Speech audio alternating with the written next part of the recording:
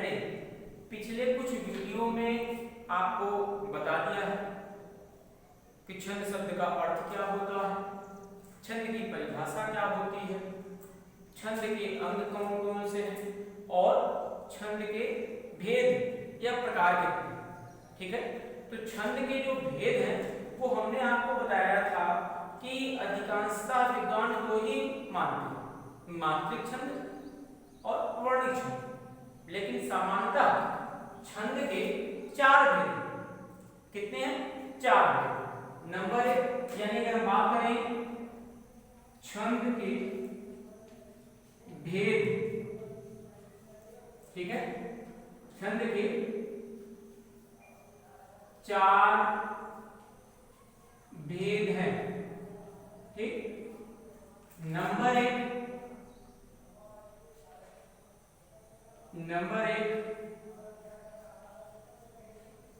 मात्रिक छंद, नंबर 2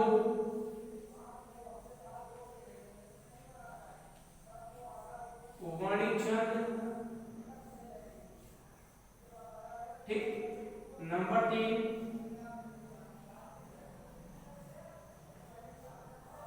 उभय छंद और नंबर 4 मुक्तक छंद। ठीक है, नंबर 4 मुक्तक छंद। ठीक, ये पिछले वीडियो में मैंने इसके विषय में चर्चा किया था कि छंद के कितने भेद हैं। तो छंद के जो है वो 4 भेद। ठीक, नंबर 1 आपका जो पहला है वो है मात्रिक छंद, और मात्रिक छंद के विषय में मैंने पहले आपको बताया, ठीक है, लिखाया क्या कि जिस छंद की गणना या गिनती, ठीक है, जिस छंद की गणना मात्राओं के आधार पर होती है, जिस छंद की गणना या गिनती मात्राओं के आधार पर होती है उसे मात्रिक छंद कहते हैं। क्लियर? दूसरा आपका वर्णिक छंद।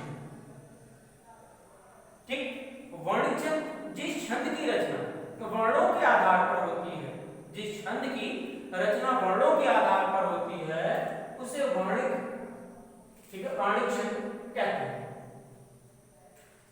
वर्णिक छंद कहते हैं। नंबर 3, ठीक है, उभय छंद, जिस छंद की गणना या गिनती मात्राओं के आधार पर और वर्णों के आधार पर की जाती है।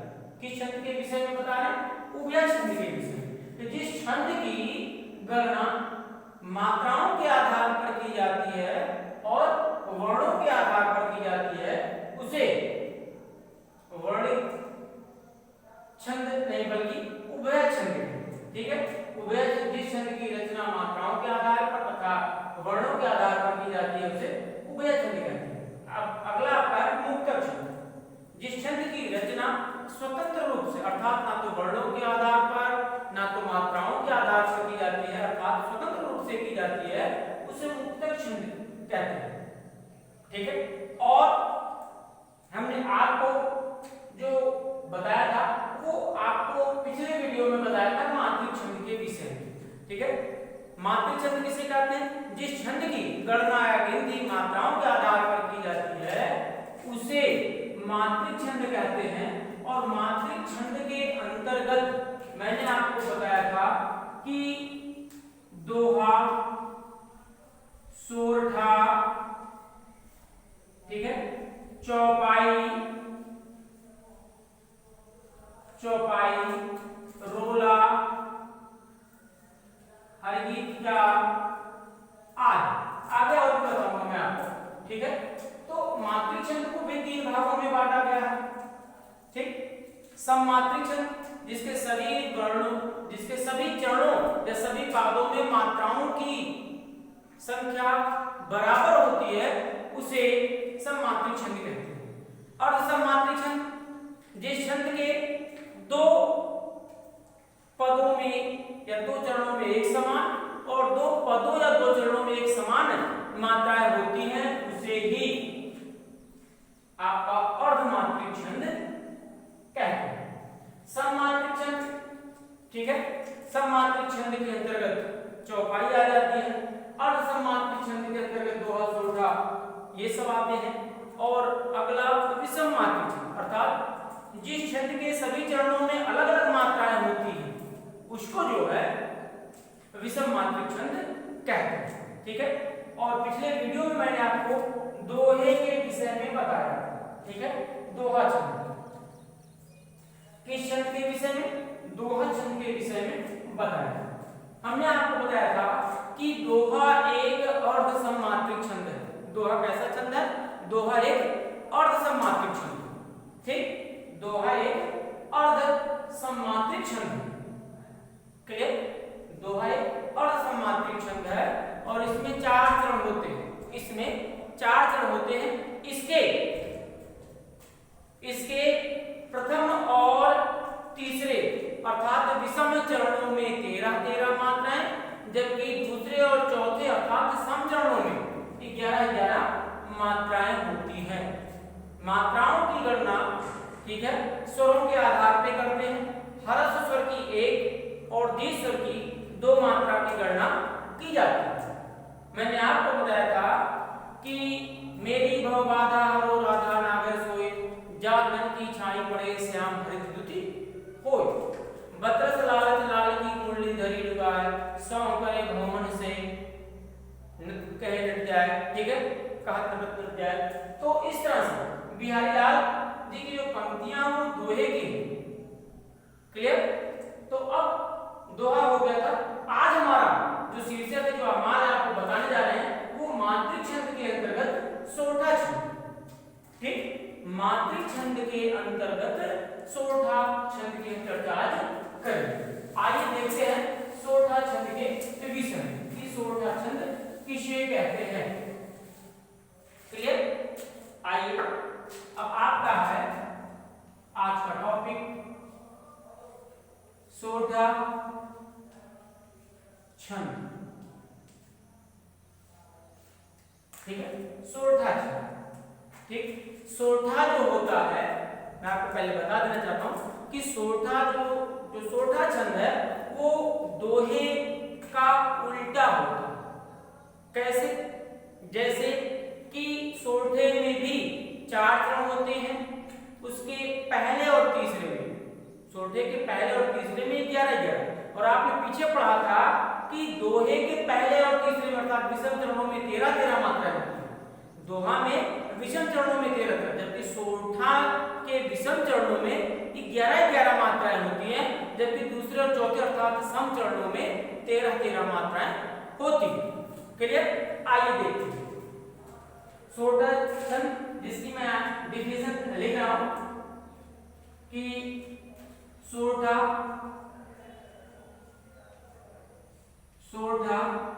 एक अर्धसम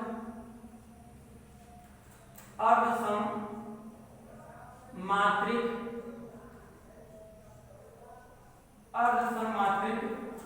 छंद है। ठीक है, यह छंद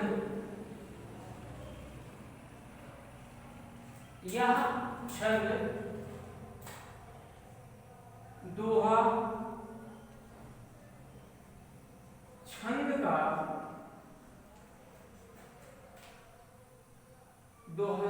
का विपरीत, इसी को आप लिख सकते हैं उल्टा, विपरीत छंद है। क्लियर? देखिए मिलेगा कि सोरठा एक अर्ध सम्मात्रिक छंद है।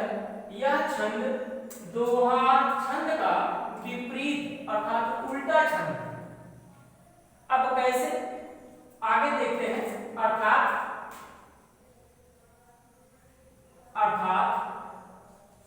ठीक, अर्थात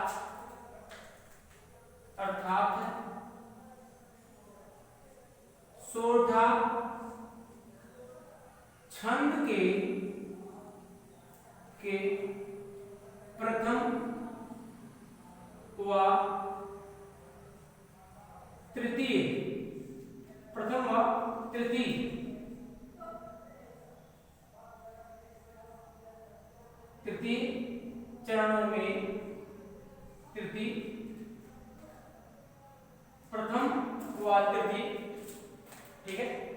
थोड़ा सा और संशोधित कर लें, प्रथम और तृतीय, यहां लिख दीजिए ब्रैकेट में विषम चरणों में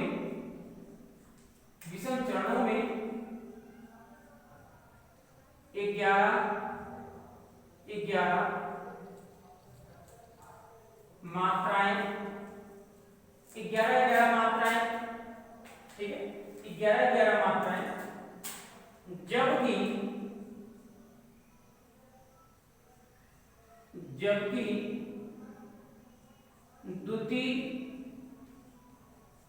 द्वितीय व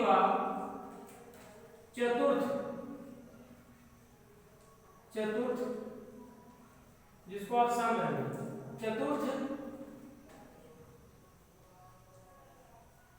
चरणों में, ठीक है, जबकि द्वितीय व चतुर्थ अर्थात दूसरे और चौथे सम चरणों में 13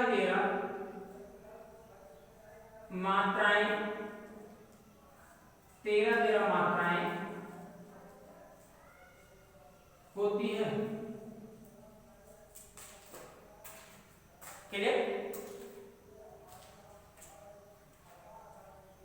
क्लियर होगा? देखिए कि सोरठा एक अर्ध समात्रिक छंद है। यह छंद दोहा छंद का विपरीत अर्थात उल्टा छंद होता है, ठीक है। सोरठा जो है दोहे का उल्टा है, या दोहा सोरठे का उल्टा, अर्थात कैसे उल्टा है, कैसे विपरीत है? सोरठा छंद के प्रथम और तृतीय अर्थात पहले और तीसरे अर्थात विषम चरणों में 11 मात्राएं, जबकि तृतीय व चतुर्थ अर्थात तीसरे व चौथे सम चरणों में, ठीक है, द्वितीय व चतुर्थ सम चरणों में 13 मात्राएं होती हैं। सोरठा के प्रथम व तृतीय अर्थात पहले और तीसरे विषम चरणों में कितनी मात्राएं होती हैं? 11 मात्राएं होती हैं। क्लियर? और द्वितीय व चतुर्थ अर्थात दूसरे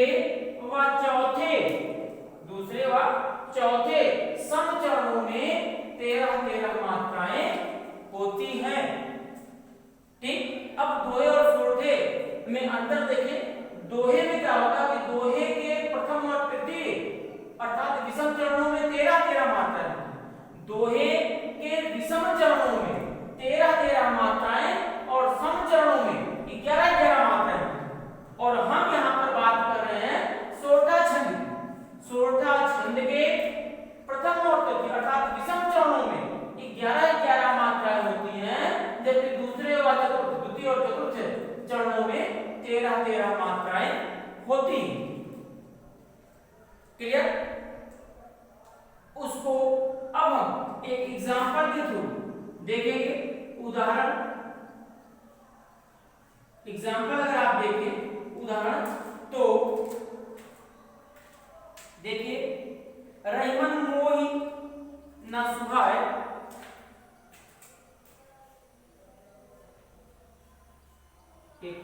रहीमन मोहि न सुहाय, यानी किस करते हैं,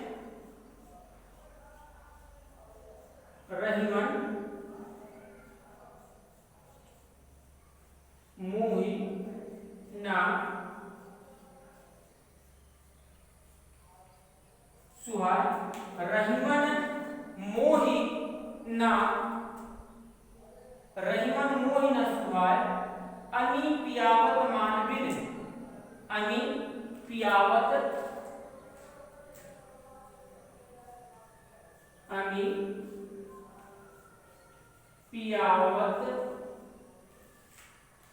मान बिन, ठीक है। रहीमन मोहि न सुहाय, अमी पियावत मान बिन, ठीक, अमी पियावत मान बिन। क्लियर? अब अगली लाइन या तीसरा चरण देखते हैं तीसरा चरण है जो विष देत पियाय, जो विष देत पियाय, ठीक है, पियाय, जो विष देत पियाय, जो विष देत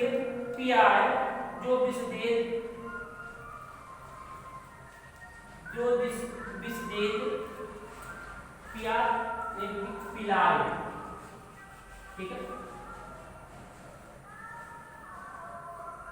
जो विष देत पिलाय, जो विष देत पिलाय, प्रेम सहित मरबो भलो, प्रेम सहित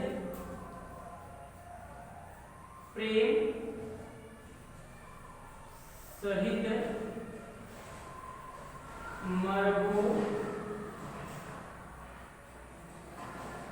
भलो। ठीक, देखिए आगे क्या कहा जा रहा है।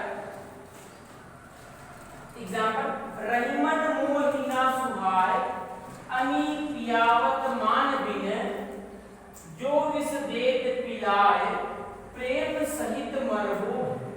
ठीक, अब हमने कहा कि ये पंक्ति जो रहीमन पंक्ति है और हमने कहा कि ये दोहा,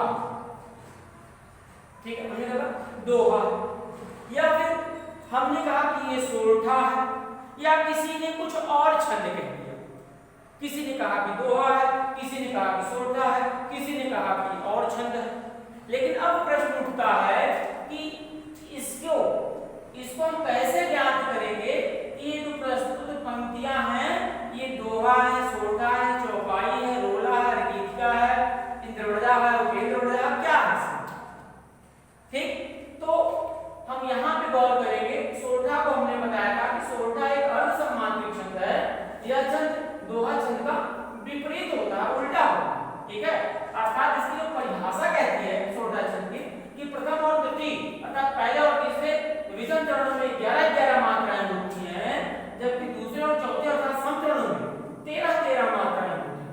अब इन मात्राओं की गणना हम इसमें करेंगे।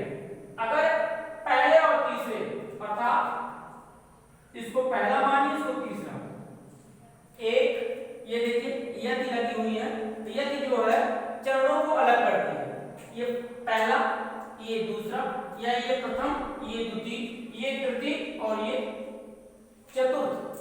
ठीक है, तो पहला तीसरा ये हुआ और दूसरा चौथा ये अर्थात संचरण ये हुए। तो अब इसके पहले और तीसरे में 11-11 मात्राएं होनी चाहिए, जबकि दूसरे और चौथे में 13-13 मात्राएं होनी चाहिए, तभी ये सोरठा होगा, अन्यथा कुछ और होगा। पहली चीज। दूसरी चीज, मान लीजिए लिखने में भूलवश या किसी कारणवश कुछ गलत मात्रा दे दी जाती है या कुछ गलत लिख जाता है, तो आप निश्चित मानिएगा कि जो भी यदि मैंने गलत किया है या आप गलत करते हैं या कोई गलत करता है, तो गलत होने पर वह पंक्ति सोरठा छंद के नियमों पर बिल्कुल परफेक्ट नहीं होगी। ठीक है, वह सोरठा छंद के नियमों पर तभी परफेक्ट होगी जब उसके पहले और तीसरे में 11-11 और दूसरे तथा चौथे में 13-13 मात्राएं होंगी। क्लियर? अब मात्राओं को देखते हैं। और हमने पिछले वीडियो में आपको बताया था कि ह्रस्व, किसके लिए? ह्रस्व, ह्रस्व के लिए हम एक इस तरह से मात्राओं को लगाते हैं और काउंटिंग करते हैं, गिनती करते हैं एक की। और दीर्घ स्वर की जो सिंबल है वो ऐसे है और उसकी काउंटिंग हम करते हैं 2 की। क्लियर? ह्रस्व जहां होगा वहां 1 लगेगा, जहां दीर्घ होगा वहां 2 लगेगा। और जो स्वर रहित वर्ण या व्यंजन होंगे, अक्षर होंगे, उसमें किसी प्रकार की कोई मात्रा की गणना नहीं की जाएगी। ठीक है, अब आगे देखते हैं। रहीमन, रा में क्या है? ह्रस्व आ, ह्रस्व आ। ही में जो है ह्रस्व ई है एक, मा में ह्रस्व आ, ना में ह्रस्व आ, मोह में दीर्घ, ही में हरस्वी, न हरस्व, सु हरसु, हा दीर्घ, या हरस। अब काउंटिंग करते हैं, 1 2 3 4 2 6 1 7 1 8 1 9 9 और 2 11 1 12। इसका तात्पर्य क्या होगा? इसका तात्पर्य हो गया कि कहीं ना कहीं हमारे लिखावट में गलती हुई है, लिखने में गलती हुई है। ठीक है, तो इसको आप गौर करेंगे। रहीमन मोही, मोहिना सुहाय, रहीमन मोहना सुहाय, है ना, रहीमन मोहिना सुहाय, 1 2 3 4 मोही 2 1 ना 1 सुहाय 1 2 1 1 2 3 4 4 2 6 6 6 1 7 1 8 1 9 9 1 10 और 2 12। ठीक है, 12 यानी मिस्टेक है।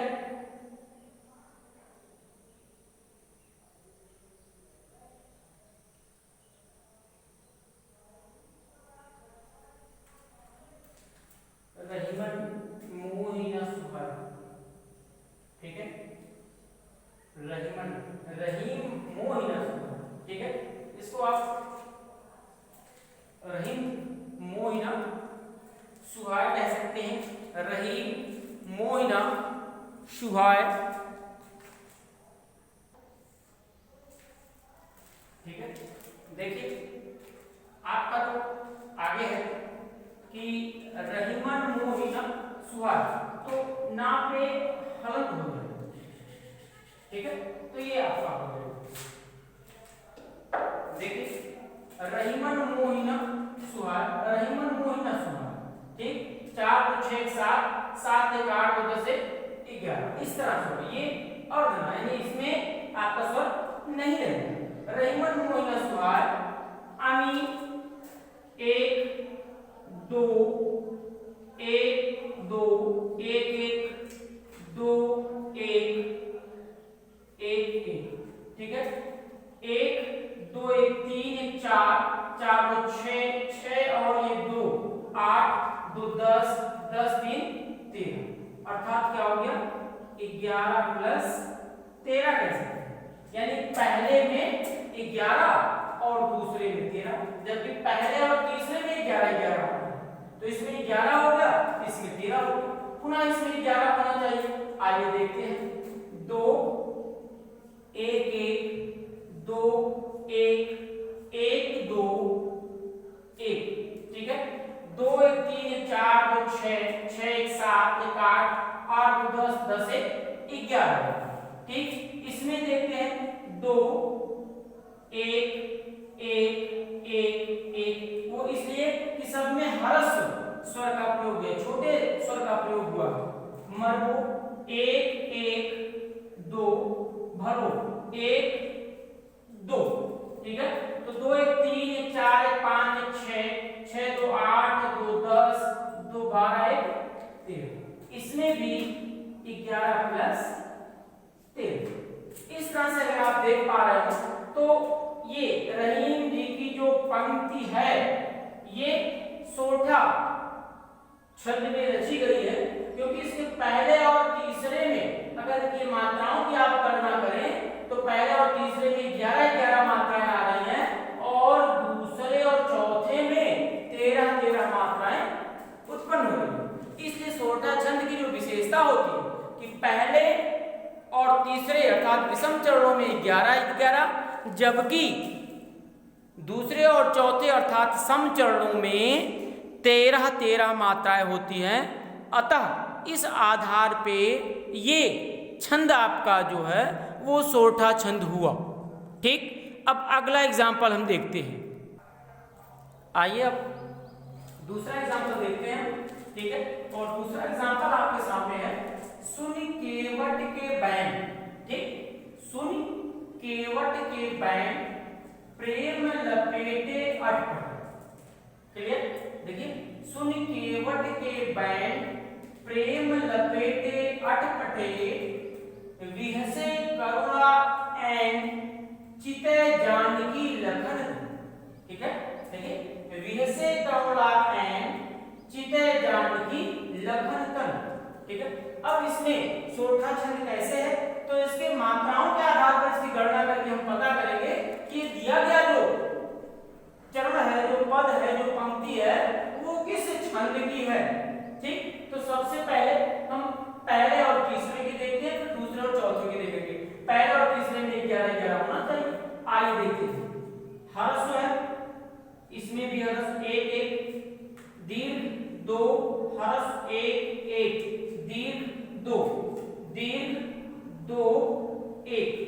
काउंट करते हैं, 1 2 2 4 2 6 2 8 2 10 1 11। इसमें भी 11 होना चाहिए। आइए देखते हैं, 1 हर्ष 1 2, ठीक, 1 1 2, ठीक, 2 1, क्योंकि ये दीर्घ है और ये हर्ष है। ठीक, 1 1 2 2 4 2 6 2 8 2 10 1 11। क्लियर हो? अब देखिए करुणा, ये हर्ष उ की मात्रा, अगर किसी में इस तरह से दिया हो तो वो हर्ष उ है, और यदि किसी में इस तरह से मात्रा लगाई गई हो तो अधिक उ की गणना होती है। क्लियर? तो यहां पर देखिए 1 1 2 2 4 2 6 2 8 2 10 1 11। इस प्रकार से पहले और तीसरे में 11-11 मात्रा। अब दूसरे और चौथे में 13-13 मात्राएं होनी चाहिए। 2 1 1 2 2 1 1 1 2 2 1 3 1 4 4 2 6 2 8 8 2 10 1 11 2 13।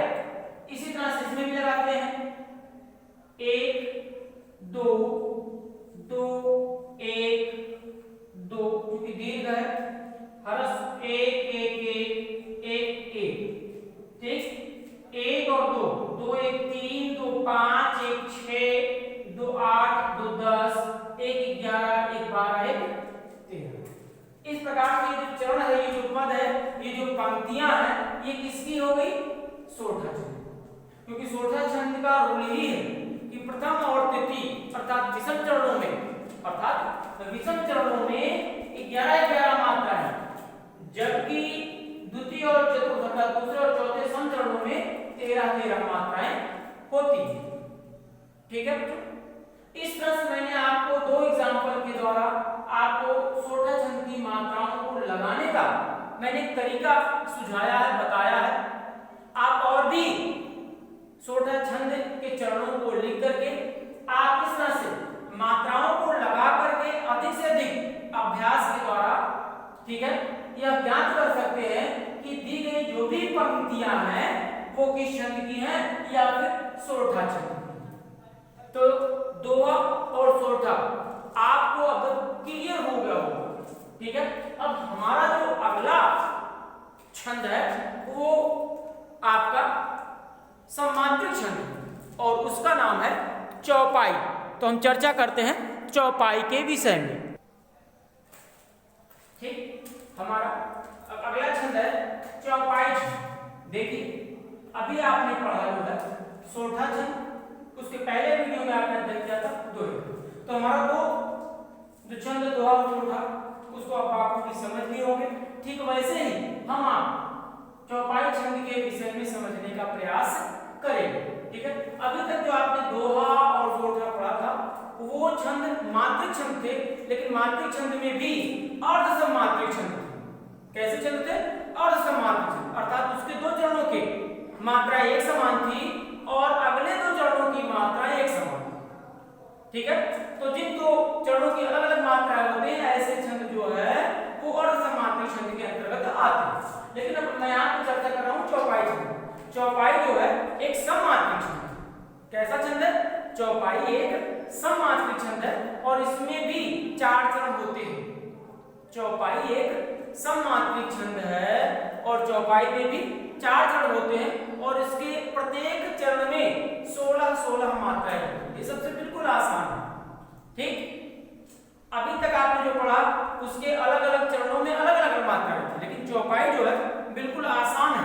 ठीक है, इसके प्रत्येक चरण में, और कितनी चरण होती है? 4 चरण होते हैं। तो इसके प्रत्येक चरण में कितनी मात्राएं होती हैं? 16-16 मात्राएं। आइए इसकी डिफिनेशन देखते हैं, परिभाषा देखते हैं। ठीक है, कि चौपाई एक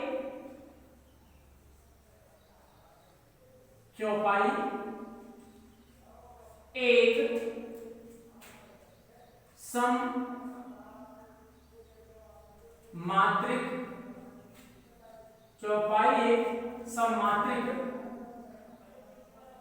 छंद है। ठीक है, चौपाई एक सममात्रिक छंद है।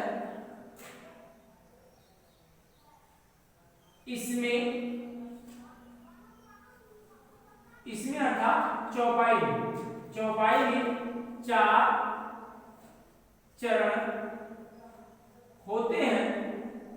चौपाई में 4 चरण होते हैं। इसके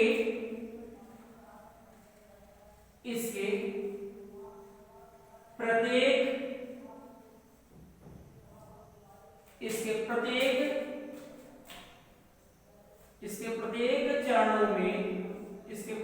चरणों में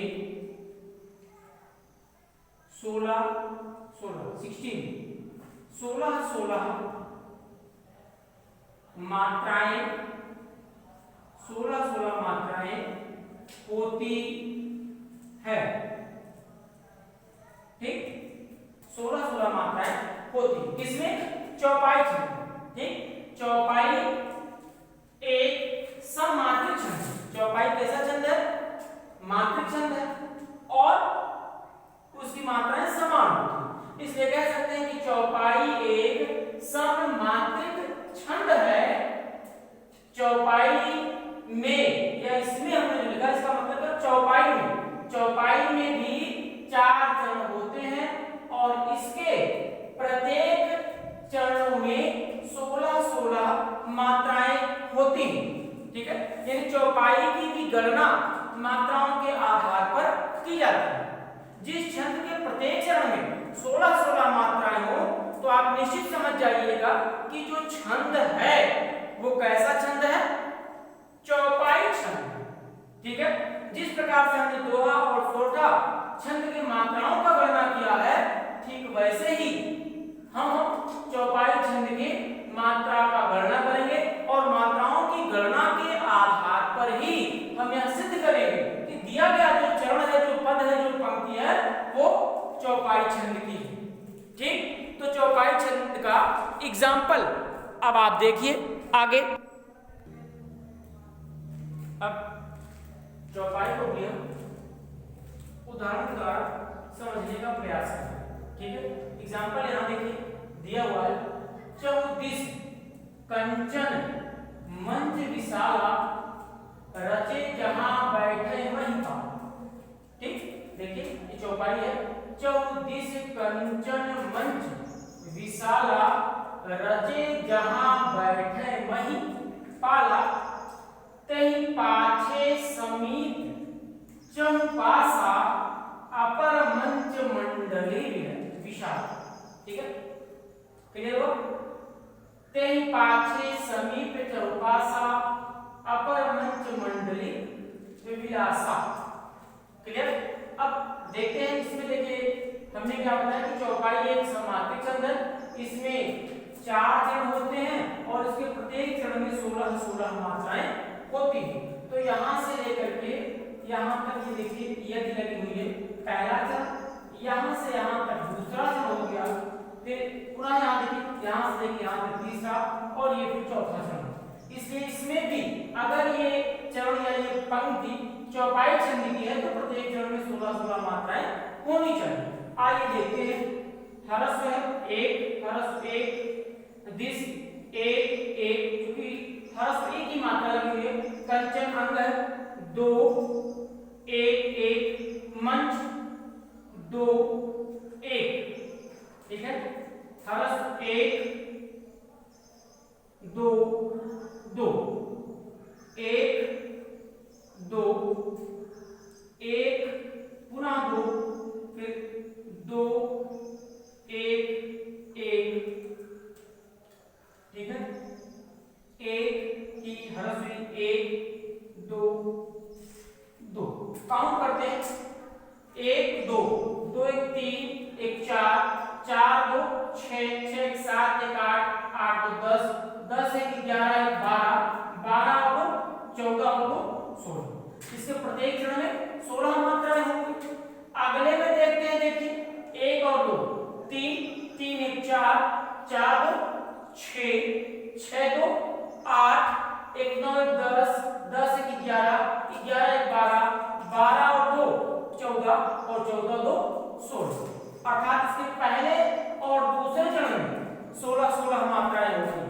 अब इसके तीसरे और चौथे चरण में देखते हैं। आइए, तेहि दीर्घ हरस्व 2 1 5 1 2 2 समीप 1 2 1 4 1 1 पासा 2 2 अपर 1 1 1 मंच 2 1 मंडल। देखिए जहां पे कोई अर्धव्यंजन होता है, अर्धवर्ण होता है, तो इसका एक और रूल है, उसके पहले का जो स्वर होगा वो यदि हरस्व है तो दीर्घ हो जाएगा और दीर्घ है तो दीर्घ रहेगा। तो इसके पहले हरस्व आओ तो ये 2, इस काउंटिंग 2 हो जाएगी। 2 इसका कुछ नहीं 1 2, इसका 1 2 2, ठीक। आइए देखते हैं 2 1 3 3 2 5 2 7 1 8 2 10 10 1 11 1 12 1 13 13 2 15 15 2 17 ज्यादा होगा। 2 1 3 5 1 3 2 5 2 7 7 1 8 8 2 10 10 सॉरी 10। तो ये हर्ष है, इसमें होगा ही नहीं ये, ठीक है, क्योंकि इसमें हलंत लगा हुआ है। हलंत का मतलब होता है अर्ध व्यंजन। मैंने आपसे क्या कहा था कि यदि हमारे लिखावट में या कहीं भी लिखा होगा, ठीक है, अगर कोई भी मिस्टेक होगा तो मात्राएं जो है वो फिर बदल जाएगी। देखिए हमने लिखा था, ध्यान नहीं दिया और मात्रा बदल गई और वो पकड़ में आ जाएगा कहीं ना कहीं गलती हुई। तो इस आधार पर देखिए 2 1 3 2 5 2 7 1 8 8 2 10 10 2 12 2 14 16, ठीक। अगले में देखते हैं 1 2 3 3 2 5 1 6 6 2 8 1 9 9 2 11 1 12 12 2 14 2 16। तो आप ध्यानपूर्वक अगर आप देख पा रहे हो तो ध्यान से पंक्तियों को देखिए कि ये चौपाई छंद के 4 चरण हैं। मैंने आपको बताया कि चौपाई एक समांतरिक छंद है, इसमें 4 चरण होते हैं और इसके प्रत्येक चरण में 16 16 मात्राएं होती हैं। तो मैंने यहाँ पे चौपाई छंद लिख करके उनकी मात्राओं का मैंने गणना किया, गिनती किया और प्रत्येक चरण में यानी यहाँ से लेकर के यहाँ 16 मात्रा, पुनः यहाँ से यहाँ तक 16 मात्राएं, ठीक है, और फिर यहाँ से लेकर के यहाँ तक अगर आप काउंटिंग करें तो 16 मात्राएं और पुनः यहाँ से लेकर यहाँ तक 16 मात्राएं। इस तरह से आप देखिए कि चौपाई के चारों चरणों में 16 16 मात्राएं होती। क्लियर? और भी बहुत सारी प्रसिद्ध चौपाइयां हैं। आप रामचरितमानस का पाठ करते हैं, ठीक है, और उसमें बहुत सारे चौपाइयों का उल्लेख हुआ है। जैसे अगर हम रामचरितमानस की बात करें और तुलसीदास जी ने अपने इस महाकाव्य में लिखा है कि देवी पूज्य पद कमल तुम्हारे, ध्यान से सुनिए, देवी पूज्य पद कमल तुम्हारे सुर नर मुनि सब होई सुखाए, ठीक है, देवी पूज्य पद कमल तुम्हारे सुर नर मुनि सब होई सुखाए। मंगल भवन्या मंगलहारी, मंगल भवन्या मंगलहारी द्रवहु सुदशरथ असर, ठीक है, तो ये जो मैं तुलसीदास के महाकाव्य रामचरितमानस की पंक्तियों के विषय में वर्णित कर रहा हूं, ये सारी की सारी पंक्तियां जो है वो चौपाई छंद में लिखी गई। इस तरह से आप चौपाई छंद की पंक्तियों को, चरणों को लिख करके उसकी मात्राओं की गणना के आधार पर ये सिद्ध कर सकते हैं कि ये पंक्ति या अमुख पंक्ति चौपाई छंद में दी गई। क्लियर? अब आज आपने सोडा और चौपाई छंद के विषय में पढ़ा और इसके आगे मैं आपको रोला, हरगीत आदि छंदों के विषय में, ठीक है, अगले वीडियो में उसकी चर्चा करूंगा। लेकिन आप जो भी बच्चे इस वीडियो को देख रहे हैं, आपसे अपेक्षा है कि आप इसको अधिक से अधिक बच्चों तक शेयर करें। जो बच्चे इस वीडियो को नहीं जान रहे हैं, इस वीडियो तक नहीं पहुंच पा रहे हैं, तो ये आपका अपना कर्तव्य है कि आप अपने चाहने वालों को, अपने मित्रों को, ठीक है, इस वीडियो को अवगत कराएं, ठीक है, आप शेयर करें, जिससे कि उनके पास भी व्याकरण की ये सभी जो शीर्षक हैं उन तक पहुंच सके और वो भी आपके दोस्त, हित मित्र, वो भी अपनी परीक्षाओं में अधिक से अधिक अंक प्राप्त कर सके। ठीक है, धन्यवाद।